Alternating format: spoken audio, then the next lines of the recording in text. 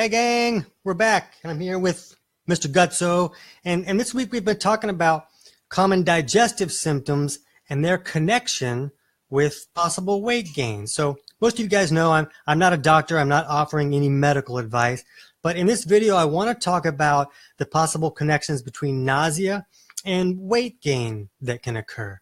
So a lot of digestive symptoms are so common that people kind of feel like, well, everybody passes gas. What's the big deal? But the reality is that a lot of these digestive symptoms are like signals that are telling us that, look, things are not going as planned down here. The digestive system is not functioning correctly. Can you help us out a little bit? So if we can learn how to listen to those symptoms, we can create a lot of improvements. So I want to explain the most common cause of nausea, and there are other possible causes, like someone having severely low resources can create some nausea type issues.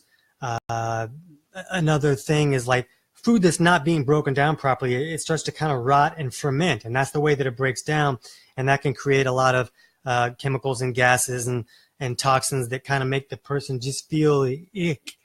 I feel ick. So those are other possible causes, but the big cause that seems to be most common has to do with our bile flow.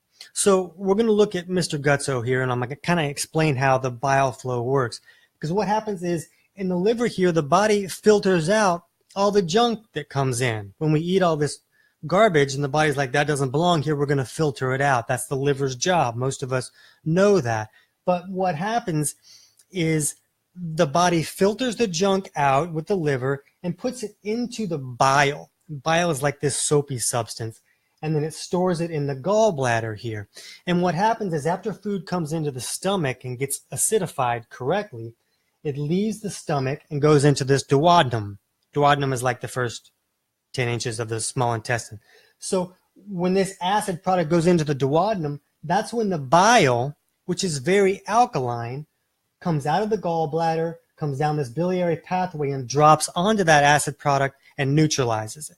And it's this combination of the acid product and the alkaline bile that creates this crazy sizzle, kind of like you would see from that volcano in your third grade science fair project when you mixed baking soda and vinegar. It's a kind of sizzle of opposite pHs, and that's what helps us break all our food apart.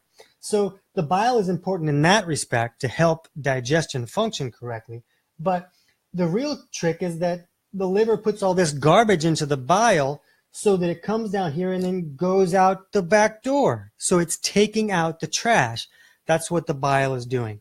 But what happens is, for a lot of different reasons, the bile can become too thick and sticky, and it won't flow correctly, and it'll get backed up, and we form gallstones. You know, we've all heard about that happening. And that's kind of how that happens. It's not flowing correctly, and as it starts to kind of crystallize, it can form stones. But even before that happens, bile may not be flowing very well, which means not only do you not have both sides of that digestive function working, but your body's not taking out the trash. And when it's not taking out the trash, guess what? Trash, garbage, filth, it all accumulates, and the body has backup plans. It can take some of that garbage and store it in fat cells to kind of keep the bloodstream clean and all of that balanced. So that's one way that a person can gain weight. It's not that the nausea is causing them to gain weight. It's the underlying cause that's creating the nausea that can also create weight gain or excess fat storage. So that's one possible cause.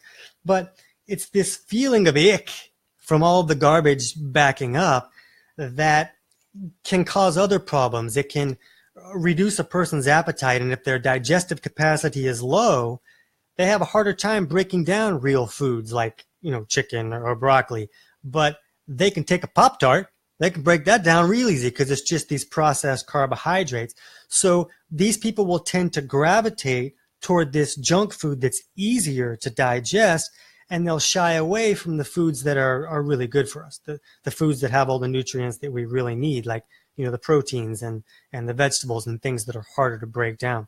So most of us know that all that junk can cause weight gain, but we don't understand why the person is eating that junk. We just feel like, oh, they don't have any willpower, or they're a junkaholic or something like that. But it's more about they've often gravitated toward those foods because the real foods make them feel horrible. So that's not that great.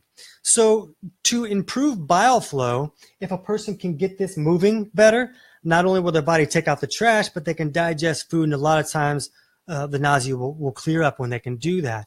There's a variety of ways to do that. Coffee enemas can do that, or coffee suppositories, because they have a way to kind of dilate or open up that biliary pathway so that things can flow more easily. And we also see a lot of people use supplements that contain beet greens. Now, don't misunderstand me and go get a beetroot supplement, because beetroot doesn't do anything to improve bile flow. It has to be the beet greens. We use a product called Beet Flow that seems to work really well. But either of these things can often help improve that bile flow so that the garbage can be taken out. The other big issue with bile is that bile is what helps us emulsify the fats that we eat. It helps us break down those fats so that the body can use them. So if bile's not flowing and we're consuming dietary fats, we can't process them correctly, and they'll start to rot and ferment and become toxic. So now the person feels lousy because the body can't take out the trash, and they're feeling lousy from all the, even if the fats are healthy, they're still feeling lousy as they become toxic from all these toxic fats. So you can see it can create a real snowball effect that can have a person feeling like they're going to hurl all the time. So you don't want to do that. So there's some more steps that can help improve bile flow that are more complicated than I can get into here. But below, I'll post a link to our Kick It Naturally podcast episode about nausea. And we talk a lot about this, and it's a free podcast, and you can listen to that and get more ideas. You can also go to kickitnaturally.com/digest, and I have a free cheat sheet. It's a digestion assessment guide that'll kind of help you look at some of these other digestive issues that go on that can also possibly lead to weight gain. And you can get a better idea of everything that's going on with your digestion by using this free guide. I'll put that link down there too so that you can get that as well. But if you have other questions, just post them at the bottom, and me and Mr. Gutso will get back to you. Until then, bye-bye.